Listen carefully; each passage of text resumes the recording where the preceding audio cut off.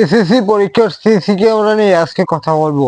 বর্তমানে CC camera লাগানো শুরু করে দিয়েছে এবং শিক্ষামন্ত্রী এবং হল পরিদর্শকেরা জানিয়েছে, বোর্ড থেকে নির্দেশনা দিয়েছে যে শুধু হলে না, তোমরা যেখানে বসে পরীক্ষা দেবে সেটাকে বলে হল, শুধু হলে না, একটা সিটে দুইজন বসবে।